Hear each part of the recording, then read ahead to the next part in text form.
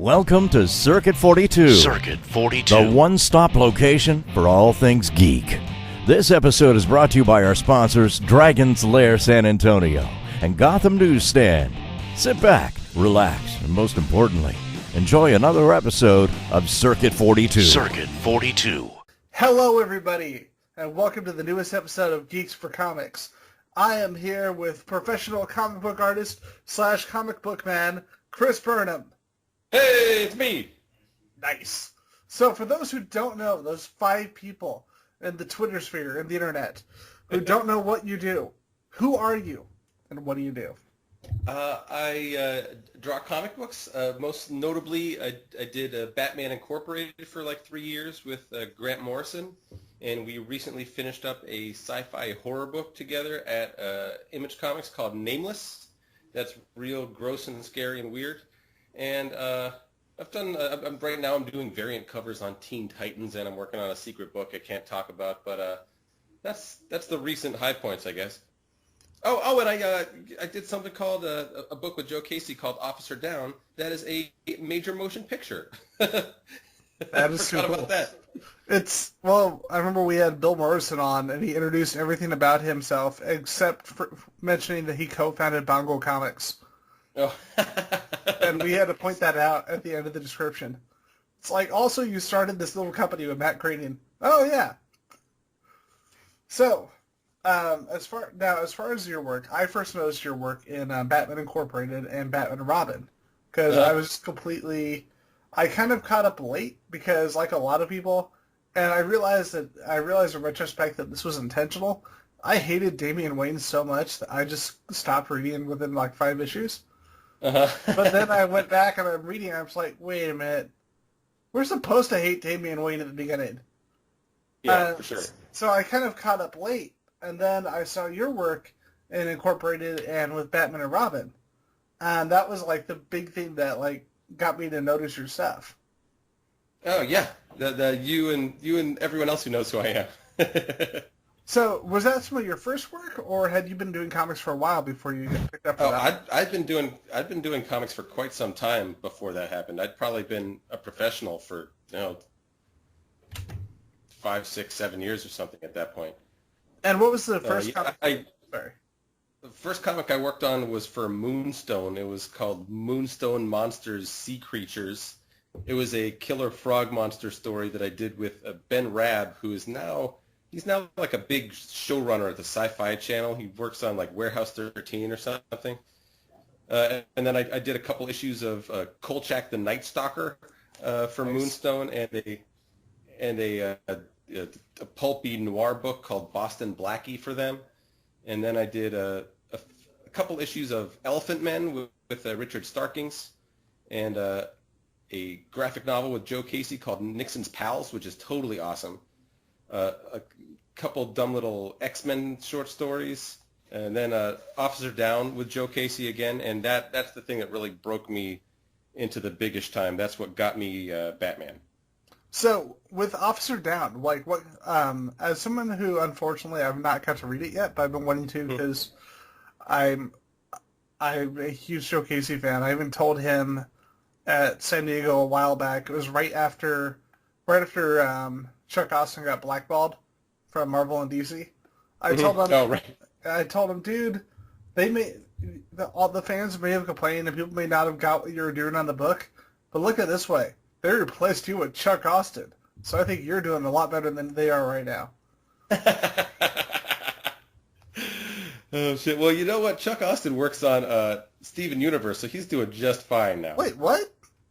Yeah. That's just weird to me, man. Like, it seems like...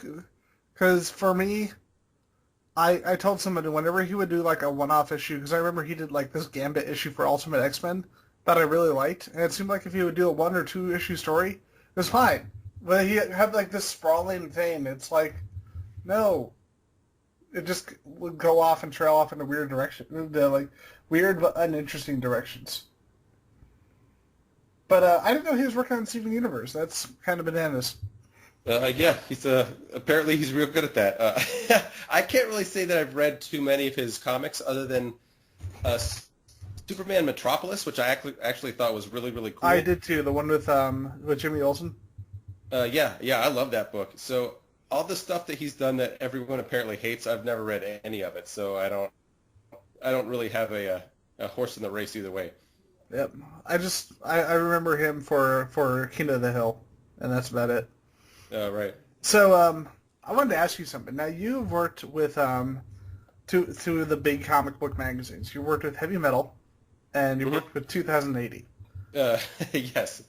And I always wondered what the business sense, creative sense is working with Heavy Metal and 2080 compared to working with like a Marvel, a DC, etc. I mean, from my end, it's the same. Like I drew the thing and I got paid for it. Like from my end, there's basically no difference. Like with 2080, it's slightly annoying because they're from across the pond, so it's the way the banks work, the direct deposit or whatever doesn't seem to work as quickly. So there's a little bit of a payment delay. But other than that, I mean, there's a story that's approved and I draw it, and that's basically the end of it. Nice. So, there's not a very compelling. That is the best story. I don't know what you're talking about. It just got it won 5 Eisners. Yeah. So you have done a ton of comic work. You've worked for a ton of companies. For you, like, do you never want to ask someone what their favorite work is? So I'm going to ask you, what are the 3 works that you've done that you think have impacted your career the most? That have impacted my career the most. Well, I would say Officer Downe, certainly. Like, that was, like, I'd been working in comics for quite a while, and that was the thing that really, like, all sorts of my buddies did pinups for it. Like, all sorts of, big artists who I think are awesome told me that they thought it was really cool, like Eric Larson and, Ryan Otley and Corey Walker and the whole Kirkman crew, like, took me aside. They're like, dude, this is dope. So that was probably the thing that really broke me through. And then obviously Batman Incorporated is huge. Getting to finish off a 7-year or whatever it was Batman run was huge. And let's see, what else? Let's say Nameless. Nameless was pretty cool. Yeah, I know. I have unfortunately not got you to read it, but I've wanted to because. Oh, you are fired, dude. What? I know. I know. I am fired for the job I'm not getting paid for yet.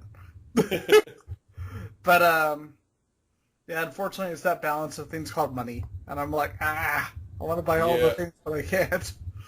Yeah, I hear you. This stuff isn't free. Yep. And the ones who are getting it for free, they're not helping us. Right. Right. And now, the last couple of years, you started working a lot with both Grant Morrison and Joe Casey. And in terms of comic writers, they're definitely people who bring a lot of personality. Like, bring a lot of, not just personality to the book, but personality just as a whole. What's it like working with, like, Casey and Morrison in comparison to a lot of other people that you've worked with? I don't know if there's really a good answer. I mean, they write a script and I draw it. With Joe, I tend to work pretty like Nixon's Pals was a straight up Marvel style book, so it was super collaborative, like all the way from start to finish.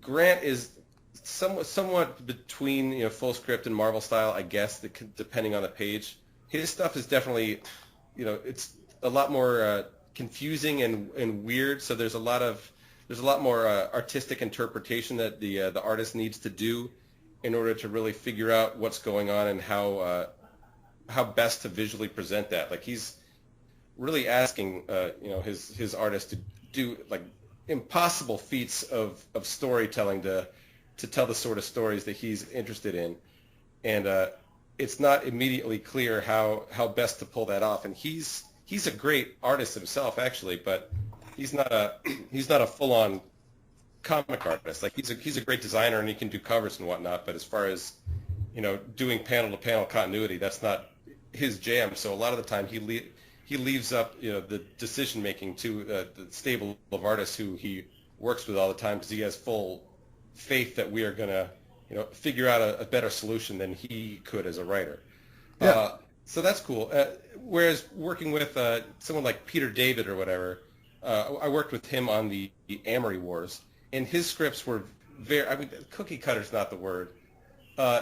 They were fairly straight ahead. Like, they were very easy to follow. Like, it was totally clear exactly what each shot called for, and I knew exactly how to do it. So that was much more of a complete, easy blueprint to follow. Like, I didn't need to really, do research and, really crack the books on figuring out exactly how to draw each page, and which made the process go a lot faster, honestly. Like the Armory Wars, I was doing that book on a strict monthly basis, and we hit every deadline. So I would say it's probably easier to work with someone like Peter David, but I would say it's awesomer to work with someone like Joe or Grant. Sounds good. Now, question for you. You were talking about Officer Downe earlier, and I can tell it's definitely a book you're extremely passionate about.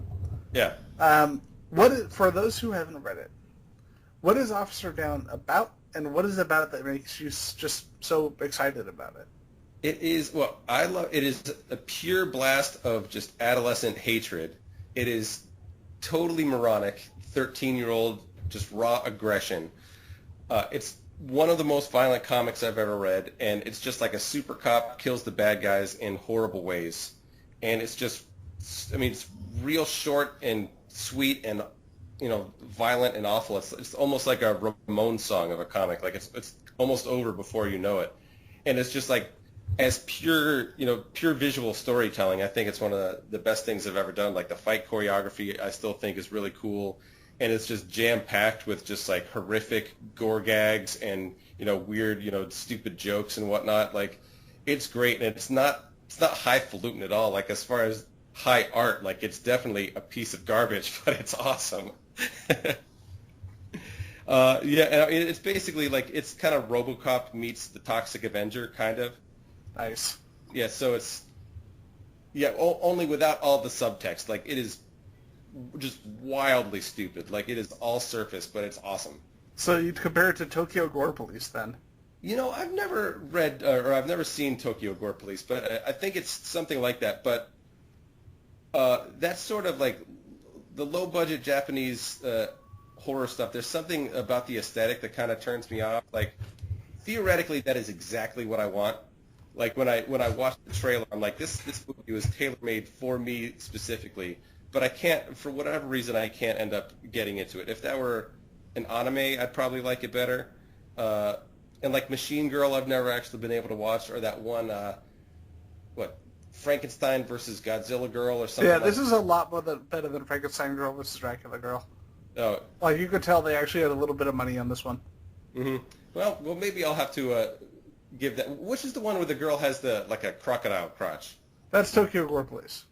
Maybe I actually haven't seen that one. Maybe I've just looked at bits of it on YouTube or whatever. All right, I'll give it a try. But like Karate Robo Zaborgar or whatever, like, fuck that movie. That's nonsense. Infuriating. And like that's those things where, like, on paper that should be my favorite movie ever, but just watching it is infuriating to me. For me, like, Tokyo Gore Police is one of those movies that threw its plot away within the first 10 minutes. Like, they realized that having a plot was, like, a detriment to their actual movie. Mm-hmm. So, like, you start off with a semblance of a story, and by the end, you've got the main bad guy who's sliced off his own legs and is rocket propelling himself across the room with his blood. Oh, that sounds dope. All right, I'm in. Yep. So, with that, like, you and I have talked on the Twitter sphere a few times regarding movies. Uh-huh. What kind of movies are you watching right now? What are your favorites that you've seen recently? Let's see. I just finally watched Human Centipede for the first time. Oh. And I thought it was hilarious. I thought it was pretty great and totally delivered, like, almost everything I wanted out of it. And I am super excited for the sequel, which I hear is, much crazier. And I realize I'm like 8 years behind the zeitgeist or whatever, but screw you guys. What else have I really enjoyed recently? I don't know.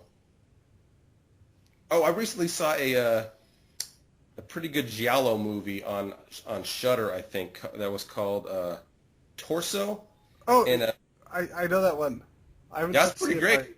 I've seen about a million giallo movies, and they all kind of tend to blend together because they're all very similar structurally, and they all have the same bad guy with the black gloves. But this one had just a couple sequences that I've never seen before, and really awesome reveal of the bad guy and some fantastic gore gags. So I would definitely recommend that one. When I started college, I started getting into Argento, and then it just kind of like blew up from there. And all of a sudden, it was like Argento, Mario Bava. I showed my friend Deep Red. Oh yeah, that's awesome. And I didn't realize he made that before Suspiria, because the camera work for me is on the same level as Suspiria. And then I realized he made that 2 years before. And it's like, holy crap. Yeah, I like Deep Red a lot better than Suspiria, actually. And I also like Inferno better than Suspiria too. I gotta disagree with you there. I mean, everyone does, but I like it better. But Deep Red is a really underrated movie, and we can't say the twist here for people who haven't seen it. But the thing that's really interesting is that you see the twist a lot sooner than you think. That's a good way to put it. Oh, yes, I know exactly what you mean. Yeah, totally. Yeah. See, because that's one of those you have to be very careful on the way you word it, because otherwise someone will be like, "Those bastards! I'm never listening to this show or reading that comic ever again." Yeah, that's one of those things where, like, when I saw that thing you're talking about the first time, it goes by so quickly, and you're like, well, something happened there. I don't know what it was, but something happened. And then when you catch it again towards the end, you're like, oh shit, I was right. Yep. And that's one of those things where I'm glad I didn't rewind it immediately, because that kind of would have ruined everything. It's just so freaking clever in the way they do it. Yeah, love it. So now, a lot of people know you as an artist. Not as many people know you as a comic book writer. Mm-hmm. And the recent one that a lot of people have been reading, including myself, even though I admittedly avoided a lot of the Warzone stuff, was E is for Extinction. Yeah. I avoided all the Warzone stuff myself. See, and now people in Marvel are sad.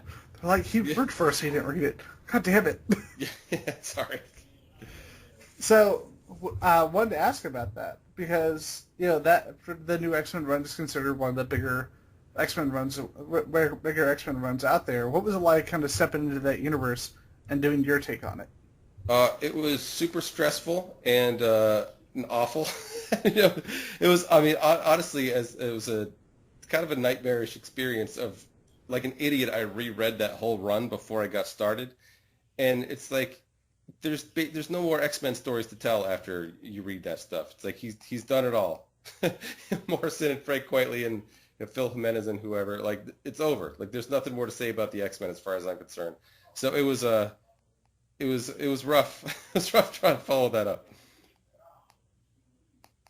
I'm not sure what to say about it other than I'm glad my buddy Dennis Culver was able to help me out on the last couple issues, because I would have been lost without him. All right. Now, with that, what are the differences between besides the basic rudimentary one is writing, one is drawing? What is it like as far as the way you kind of build yourself up and work things out as a writer and as an artist? Like, how's it different? How's it similar? Well, I mean, I guess I similarly when I'm writing and drawing, like I'll start off, like when I draw, I start off with a thumbnail sketch, and when I'm writing, I'll start off with similarly like just like nuggets of ideas that I'll kind of arrange in a sequence, and once it feels like those nuggets have turned into like signposts of the story, that's when I'll start fleshing things out. So that for me is just about the only way that they are similar, I guess. But yeah, other than that, one is writing and one is drawing. I remember we had Curry Andrews on here, and he just outright said, I just prefer to write and draw, because in an area like that, you have all the ideas in your mind, and you put all the ideas right down on the paper as you thought of them in your mind. You never have to worry about someone else's interpretation and how it's going to change the thought and the idea that you came up with. Mm-hmm. Yeah, I agree with that. Writing and drawing all my own stuff is super fun. I haven't gotten a chance to do it really too much too recently, but yeah, I really like it. Like, good Lord, I think the last time I really did that was in the Batman Incorporated special, and that's getting to be a couple years ago. Yoosh. Well, now we know what you got to do. You got to go write and draw another one. Just tell someone, get out of the way. This is my comic. It's like, but I'm the writer. Shut up. I'm Chris Burnham. You don't know me. Start writing the comic book. Yeah, you're goddamn right. It's like, did he just kick open the door and steal my computer? Yeah, he did. Okay, whatever. All right. So, what? Now, I've noticed, especially online via Twitter in the last couple of days, you've had a lot of stuff coming out. Like you mentioned, you mentioned mainly cover work that I've seen you doing. Mm-hmm. But what do you have? What do you have coming out for people? What do you think they'll be interested to check out, and why? Well, let's see. I did a cover for 2000 AD number 2000, which is an absolutely insane honor. Like I love 2000 AD, and being one of the 3 guys to do a cover for the 2000th issue. I mean, it's just absolutely preposterous that they would ask an American, and then me to do it is crazy to me. So I've got that coming out. I think that hits September 28th, something like that. Yep, I'm seeing it right now. Looks very cool. Thanks. Then I've got a signing for that at Meltdown Comics here in LA on October 1st. There's like there's an international 2000 AD signing day. So there's 2000 AD artists and writers like literally all over the world are signing the comic at the same time. So that's pretty neat. And then I'm doing variant covers for Teen Titans, which is super awesome to get to draw my buddy Damian Wayne again. And then I'm working on a big secret project that I can't talk about. And I did a variant cover for another secret thing I can't talk about. So that's about it. Other than Teen Titans and the 2000 AD, I can't really talk about anything. So, all right then. Well, one last question regarding your work in comics, and we always have to ask this: what book, if you can go back and redo any book that you worked on, which one would it be and why? If I could redo? If you can go back and redo or change something that you've worked on in the past, what book would that be? Oh, jeez.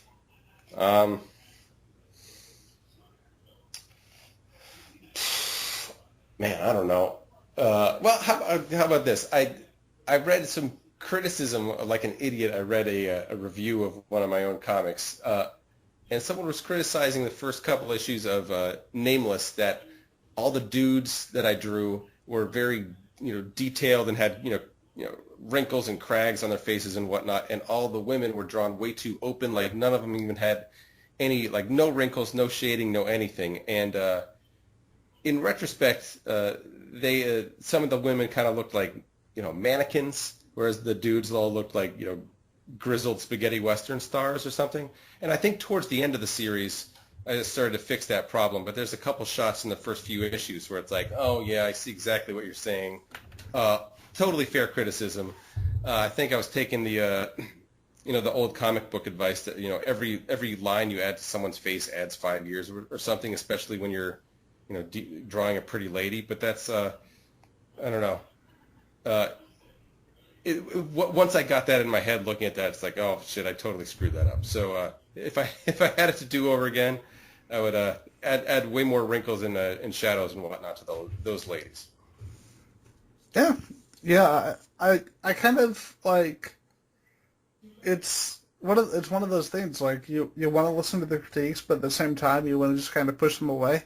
But really, it does make sense in a way from a creative sense. Always look at every opinion, not just one or two, and it's kind of cool to see that, because I've met some people who are very accepting and will change their stuff based off that. For example, I would have sounded exactly the same as I did a couple of years ago if I didn't listen to people's criticisms on my stuff, and that would have been terrible. I apparently you were no good at this before. It was just a lack of confidence was coming through in my voice. But early lack of confidence came through in my speaking. I gotcha. And that's when I decided to get a power goat, because the power goat just seems like the best idea. Oh yeah.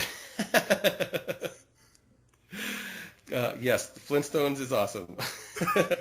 Sorry, I was just I was bored at work today, and I was just going through like random stuff on Twitter, and I just found Power Goat, and I'm like, this is the greatest thing ever. Thank you, Chris, for sharing this. Oh yeah, that's probably my favorite comic on the stands right now. Actually, is the Flintstones. It's awesome. It's just so darkly funny. Like, I think a lot of people didn't know what to expect from it right away because it really does look like classic Flintstones with the modern art style. But then it gets just the humor is so grim, man. As somebody who grew up on a lot of like trauma generation James Gunn, like movies like Super. Yeah. Like having that kind of sick humor, like subtly sick humor like that just made me so happy. Yeah, it's great. It totally does feel like what if Trauma, what if Trauma got a hold of the Flintstones? We need to make this happen. An editor. So what you're saying is we need to have a scene where you see a car just jump up off a ramp and explode? Yes. Yes. Every issue should have the identical shot. It's like, this is clearly drawn by a different artist. Shut up. It's obviously drawn by Adam Warren. No, it's not. Okay, so with that, is there anything else that you wanted to talk about? And if not, where can we find you on this wonderful, wonderful place called the Internet? I think we covered all the good stuff. You can find me on the Twitter. I'm the Burnham on Twitter. Theoretically, I'm at chrisburnham.com, but I never update it at all. I'm also theoretically on Instagram and Facebook, but I never do anything there either. So, yeah, the Burnham on Twitter. All right.